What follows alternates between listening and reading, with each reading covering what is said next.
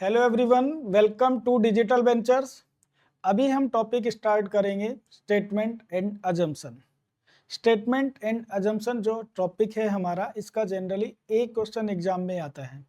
अच्छा, ये होता क्या है अजम्पशन? तो हिंदी में इसको बोलते हैं कथन और पूर्व धारणा। स्टेटमेंट और अजम्पशन, हिंदी में इसका नाम लिखा हुआ है यहाँ पर, कथन और पूर्व धारणा। भाई ये अजम्पशन या पूर्व धारणा होती क्या है? तो जो अजम्पशन होता है ना बच्चों, आपका अजम्पशन होता है, इस अजम्पशन को हम बोलते हैं कि भाई अजम्पशन होता है किसी चीज को एज्यूम कर लेना, मान लेना, सपोज कर लेना, लेट कर लेना, ये सभी क्या है आपके अजम्पशन है। ठीक है, तो अजम्पशन में आपको क्या करेगा, एक क्वेश्चन आपको दिया होगा, उस क्वेश्चन में स्टेटमेंट होगा और उस स्टेटमेंट का एनालिसिस करके आपको बताना है कि नीचे जो अजम्पशन लिखे गए हैं कि कौन सा उनमें से अजम्पशन इम्प्लिसिट करता है या फिर कौन सा अंतर्निहित है। तो जैसे स्लॉग्स में आपको ऑप्शन दिए जाते हैं, इसी तरह के यहाँ पर देखो ऑप्शन दिए गए। In each of the question below, नीचे जो क्वेश्चन दिए गए, a statement is given that is followed by two assumptions, और उसके नीचे साथ में दो अजम्पशन दिए गए, first and second. Candidate are required to access the given statement and decide which of the assumption is implicit in the statement. Statement में ही छिपा हुआ होता है अजम्पशन। मतलब ये जो स्टेटमेंट आता है तो ये किस बेस पर आता है भाई, उससे क्या अनुमान हम लगा सकते हैं, ये आपको इसमें पहचानना होता है। लिखा हुआ है if only assumption first is implicit, अगर पहला ठीक आ जाए और दूसरा अजम्पशन गलत आ जाए तो आप ऑप्शन ए टिक कर देंगे। If only assumption second is implicit, ऐसा भी हो सकता है फर्स्ट रॉन्ग आ जाए और सेकंड राइट आ जाए, जब ऐसी सिचुएशन होगी तो आप इसको टिक करोगे। If neither assumption first nor second follow, ना तो पहला ठीक है ना ही दूसरा, इसका मतलब जब आपके दोनों अजम्पशन गिवन रॉन्ग होंगे तो डी ऑप्शन पर जाएंगे, और अगर दोनों अजम्पशन हमारे राइट आ जाते हैं तो हम ऑप्शन डी टिक करेंगे। ठीक है, तो ये आपके ऑप्शन हैं। चलिए अब आते हैं हम फटाफट अपने क्वेश्चन पर। तो भाई स्टेटमेंट यहाँ पर दिया गया है हमें एक। चलो स्टेटमेंट जो आपको दिया गया बच्चों, इससे पहले मैं आपको कुछ बेसिक बातें बता दूं कि किस अजम्पशन को हम राइट करते हैं और किस अजम्पशन को हम रॉन्ग करते हैं। तो यहाँ पर कुछ बेसिक सी बातें मैं आपके लिए लिख रहा हूँ। देखो पॉइंट नंबर 1 ये है कि आपका जो अजम्पशन होता है वो कभी भी डेफिनेट नहीं होता। अजम्पशन क्या होता है, केवल एज्यूम कर लेना, मान लेना, मतलब अनुमान लगा लेना। ठीक है, तो अगर अजम्पशन में कोई भी डेफिनेट वर्ड आपको दिए जाते हैं, कोई भी डेफिनेट वर्ड, डेफिनेट वर्ड्स अगर आपके अजम्पशन में लिखे हुए हैं, जैसे फॉर एग्जांपल भाई 100% लिखा हो, ऑल लिखा हो, एवरी लिखा हो, ईच लिखा हो, डेफिनेटली लिखा हो, या फिर सर्टेनली लिखा हो, ऐसे कोई भी वर्ड जिनसे 100% मीनिंग निकलता है, डेफिनेट मीनिंग निकलता है, ऐसे अजम्पशंस को क्या करना है, हमें रॉन्ग करना है बच्चों। ऐसे अजम्पशंस को हमें क्या करना है, रॉन्ग करना है, गलत कर देना है। ठीक है, दूसरी बात, किस अजम्पशन को हम राइट करते हैं? तो अगर आपके अजम्पशंस में बच्चों कोई भी एडवाइस दी गई है तो एडवाइस को फॉलो करके चलते हैं। जैसे मान लीजिए अगर आप अपने जैसे मान लीजिए मैं आपको एडवाइस दूं कि भाई एग्जाम को क्वालिफाई करने के लिए आपको PYQs की प्रैक्टिस करनी चाहिए, तो ये जो स्टेटमेंट मैंने बोला है ये इसलिए बोला है कि आप मेरी बात मान लोगे। अगर मुझे पता होता 100% कि आप बात नहीं मानोगे तो ये एडवाइस मैं नहीं दूंगा।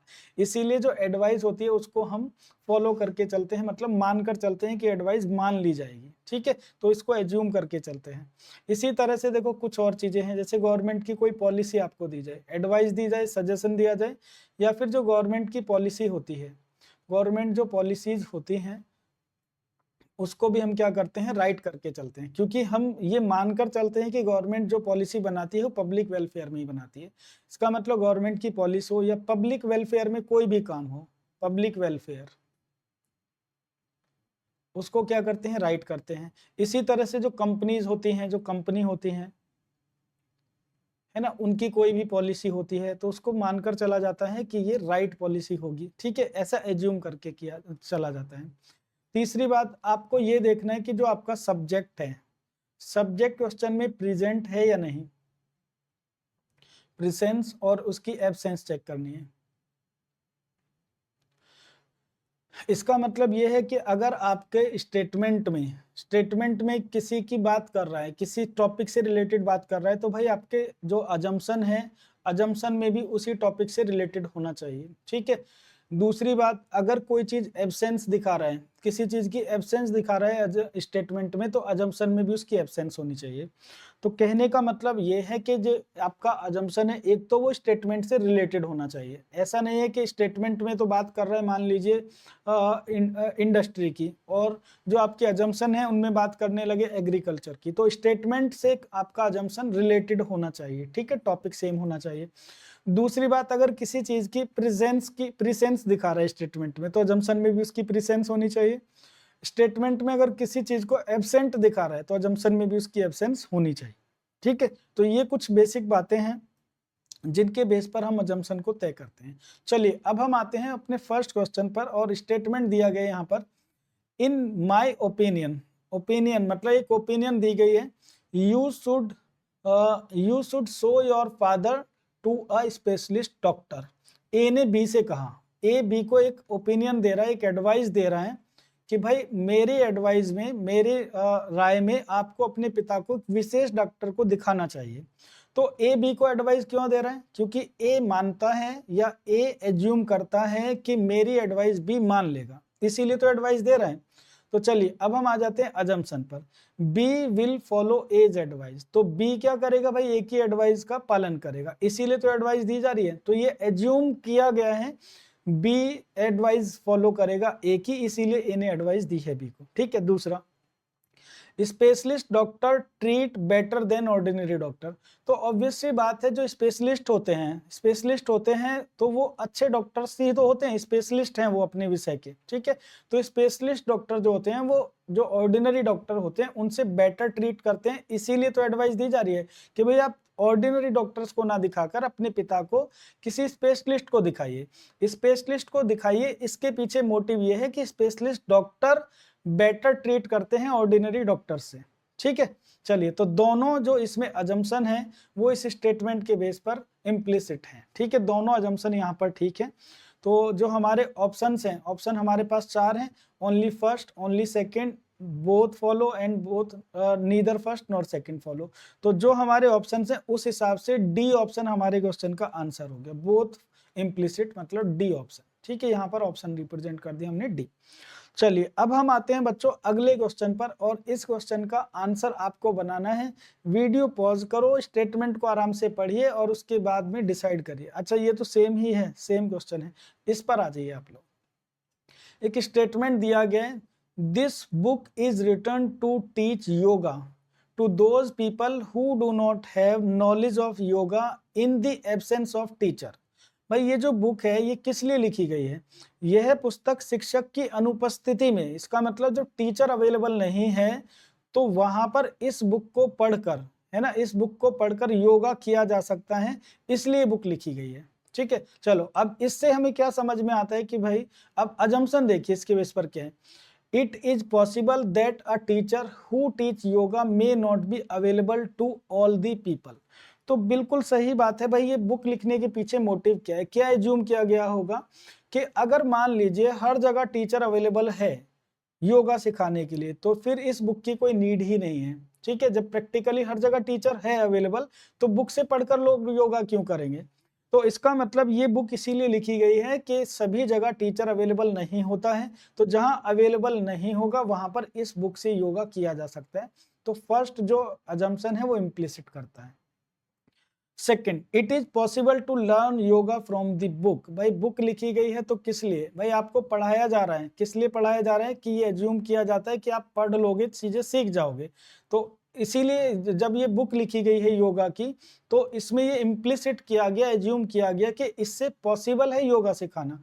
तो दोनों जो अजम्पशन है इसमें इम्प्लिसिट करते हैं बच्चों, और आपके क्वेश्चन का आंसर इसमें भी हो गया D option, D option, both follow, है ना, बोथ इम्प्लिसिट। चलिए अगला क्वेश्चन आपके लिए ये रहा, this Ayurvedic tonic improves your blood circulation.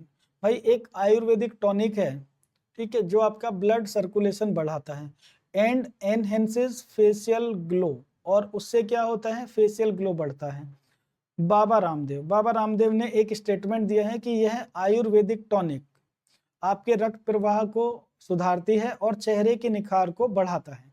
भाई ये जो टॉनिक है क्या करता है, आपका ब्लड सर्कुलेशन बढ़ाता है, और जब ब्लड सर्कुलेशन बढ़ता है तो ऑब्वियस सी बात है कि आपके फेस पर ग्लो आएगा ही आएगा, है ना। आपने जो स्लैप थेरेपी है उसका सुना होगा कि फेस पर थोड़ा थोड़ा हल्का हल्का स्लैप लगाते हैं जिससे कि ब्लड सर्कुलेशन बढ़ता है और उससे जो स्किन होती है टाइट हो जाती है और उस पर ग्लो आता है, ठीक है।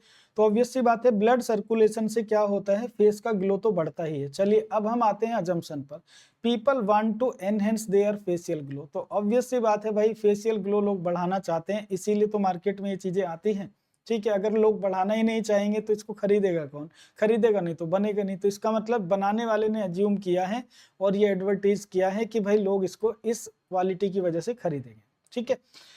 Irregularity in blood circulation reduces facial glow. जो इरेगुलरिटी होती है ब्लड सर्कुलेशन की, भाई देखो यहाँ पर किसकी बात कर रहा है, ब्लड सर्कुलेशन की बात कर रहा है, ठीक है। और उसके होने से, ब्लड सर्कुलेशन इंप्रूव होने से क्या आता है, फेशियल ग्लो होता है। इसका मतलब अगर ब्लड सर्कुलेशन अच्छा नहीं है तो फेशियल ग्लो नहीं होगा, है ना। रिड्यूस करता है फेशियल ग्लो, ये फैक्ट है, ये क्या है, एक फैक्ट है। तो ये भी इसमें एज्यूम हम कर सकते हैं, ये इससे क्या है, एक अजम्पशन निकलता है कि इरेगुलरिटी इन ब्लड सर्कुलेशन। इस स्टेटमेंट के बेस पर हम कह सकते हैं कि ये एज्यूम किया जा सकता है कि भाई इससे क्या होता है, ब्लड सर्कुलेशन अगर हमारा इरेगुलर है तो उससे फेशियल ग्लो क्या होगा, कम होगा। तो दोनों ही जो अजम्पशन है वो इम्प्लिसिट करते हैं। डी ऑप्शन हमारे क्वेश्चन का आंसर हो। चलिए अगले क्वेश्चन पे चलते हैं। If you are beautiful we still accept your beauty and if you are not beautiful we will make you beautiful।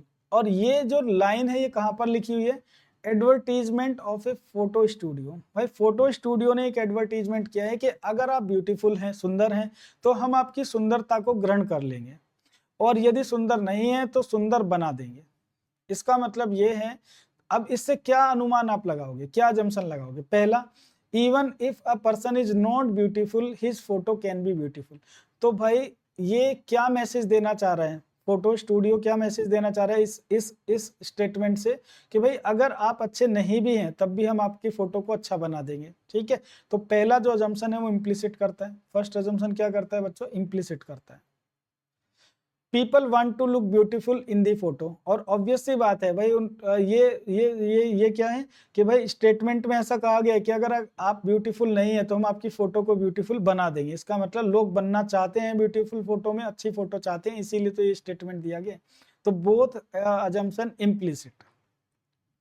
Next question आपके लिए ये है, do not touch unclaim object. Lucknow police ने एक स्टेटमेंट दिया है, भाई एक नोटिस दिया है या फिर एक स्टेटमेंट दिया है कि do not touch unclaim object, मतलब लावारिस वस्तुओं को ना छुएं। तो किस लिए दिया होगा भाई, क्या मोटिव होगा इसके पीछे, क्या अज्यूम किया होगा।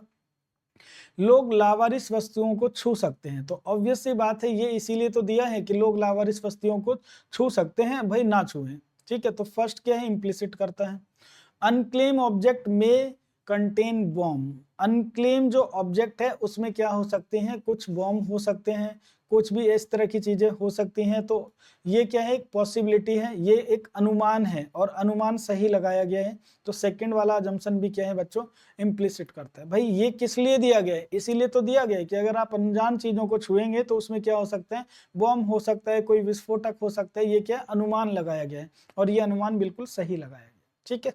चलिए अगले पे आते हैं। नेक्स्ट क्वेश्चन है, please remove your shoes and slippers outside the temple. Temple के बाहर आपको क्या करना है बच्चों, अपने शूज और स्लीपर्स को आउटसाइड निकालना है। ये टेम्पल के प्रीस्ट ने एक वहां पर नोटिस लगाया हुआ है टेम्पल के बाहर, मान लीजिए ये स्टेटमेंट दिया है। तो ये स्टेटमेंट क्यों दिया होगा, ये स्टेटमेंट इसलिए दिया होगा, people will listen to the appeal. Obvious सी बात है भाई, अगर प्रीस्ट ने वहां पर एक नोटिस ऐसा लगाया है तो लोग इस अपील को सुनेंगे, इसीलिए तो लगाया है। अगर लोग नहीं सुनेंगे तो क्यों लगाया जाएगा। Shoes and slippers are prohibited in the temple. Shoes और जो स्लीपर्स हैं वो प्रोहिबिटेड हैं, मंदिर में वर्जित हैं। तो ऑब्वियस सी बात है मंदिर में वर्जित हैं और लोग पहनकर आते हैं, तो पहनकर ना आए, इसीलिए तो ये यहाँ पर नोटिस लगाया गया है ना, ये अपील की गई है। तो दोनों जो हैं ये इम्प्लिसिट करते हैं बच्चों, दोनों फॉलो करते हैं, ठीक है। नेक्स्ट आपका क्वेश्चन है, passenger should take care of their belongings themselves. Notice in a bus, अगर बस में कहीं पर एक ऐसा नोटिस लगा हुआ है कि जो पैसेंजर्स हैं, जो यात्री हैं, अपने सामान की स्वयं रक्षा करें, रक्षा स्वयं करनी है, ऐसा ऐसा आपने कई जगह लगा हुआ भी देखा होगा। तो भाई वो क्यों लगाया जाता है, उसके पीछे क्या अजम्पशन होता है।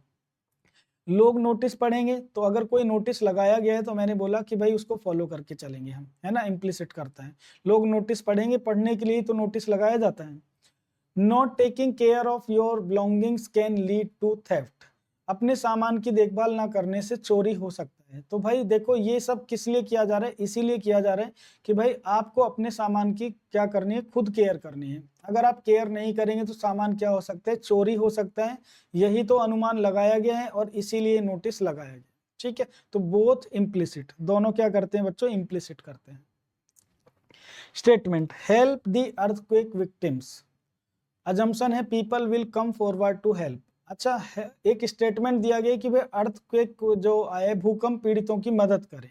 ये स्टेटमेंट आया है तो इसका मतलब लोग मदद के लिए आगे आएंगे, इसीलिए तो स्टेटमेंट आया है ये। भाई किसी ने अगर स्टेटमेंट दिया है कि हेल्प करिए भूकंप पीड़ितों की, तो क्यों क्यों दिया गया है कि लोग भूकंप पीड़ितों की मदद करेंगे। तो पब्लिक वेलफेयर में अगर कुछ काम हो रहा है, जिससे ह्यूमैनिटी के लिए जो काम हो रहा है उसको क्या करते हैं, हम फॉलो करके चलते हैं, उसको मतलब हम इम्प्लिसिट करते हैं।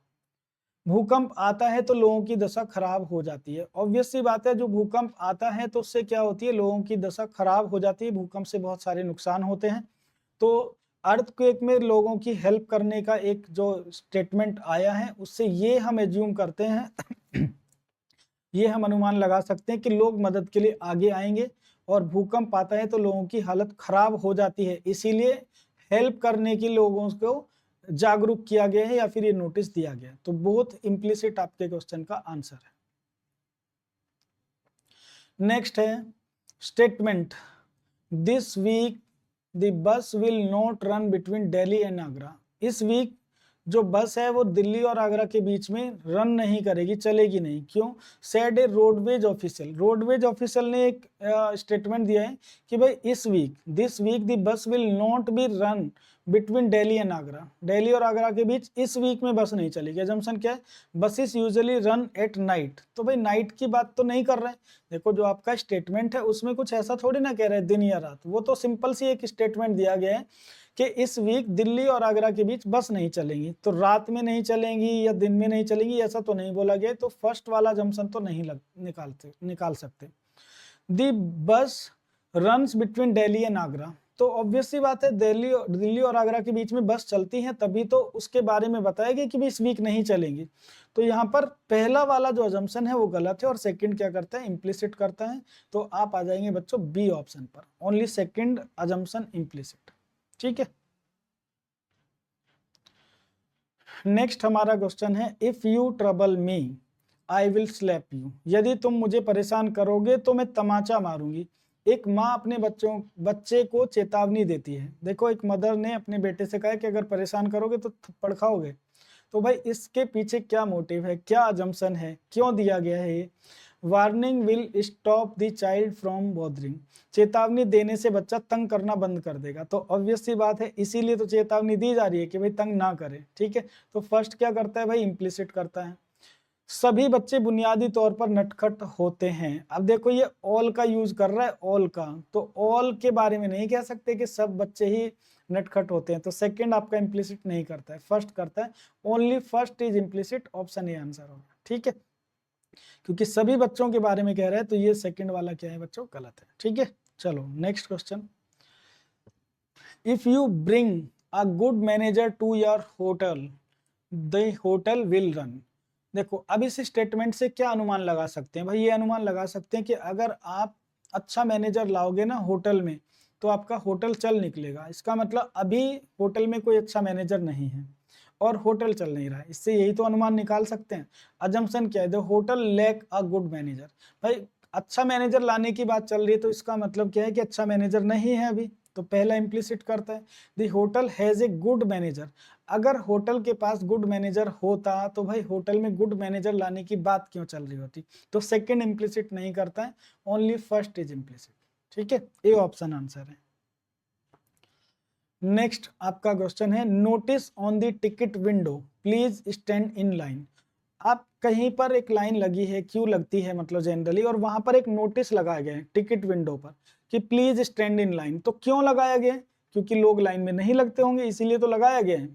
तो people will not stand in line unless instructed to do so. भाई पीपल जो है, जब तक निर्देश ना दिया जाए लोग पंक्ति में पंक्ति नहीं बनाएंगे। लोग किसी भी तरह से टिकट खरीदना चाहते हैं। देखो ये जो बात है भाई, notice on the ticket window. अब आप थोड़ा सा इसको एनालाइज करिए कि अगर टिकट विंडो है, जैसे कहीं पर भी बस टिकट है, रेलवे टिकट है, या फिर कहीं पर भी एक टिकट हम ले रहे हैं, तो वहां पर एक नोटिस क्यों लगाना पड़ा है? नोटिस इसलिए लगाना पड़ा है कि लोग लाइन नहीं लगाते हैं, जनरली लोग लाइन नहीं लगाते हैं। तो people will not stand in line unless instructed to do सो।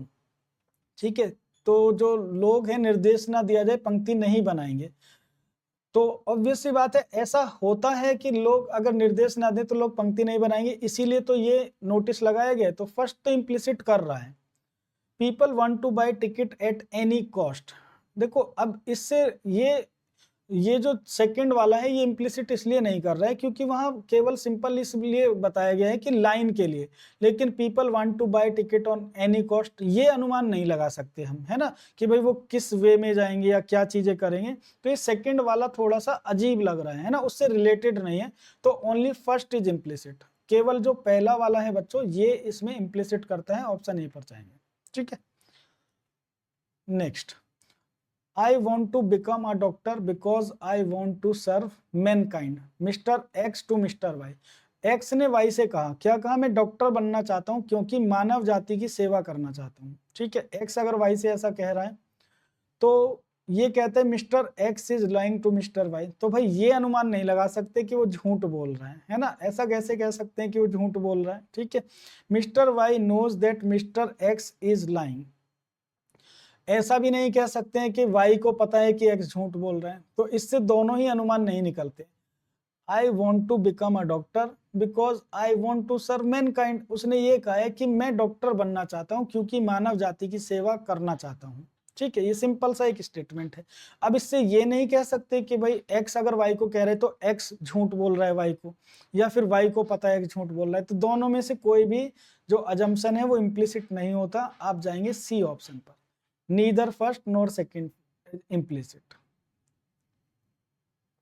चलिए एक और स्टेटमेंट है आपके पास, opening a post office in Rampur is useless.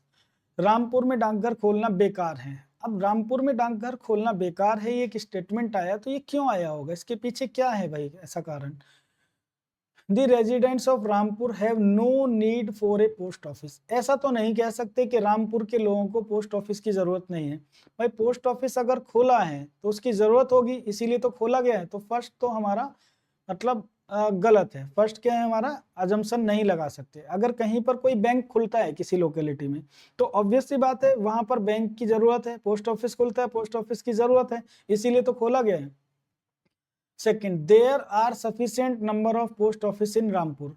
तो भाई ये तो हमें कैसे पता है कि सफिशिएंट पोस्ट ऑफिस है रामपुर में या नहीं है ना, कोई डेटा थोड़ी ना दिया गया है। तो इसका मतलब सेकंड भी इम्प्लिसिट नहीं करता है।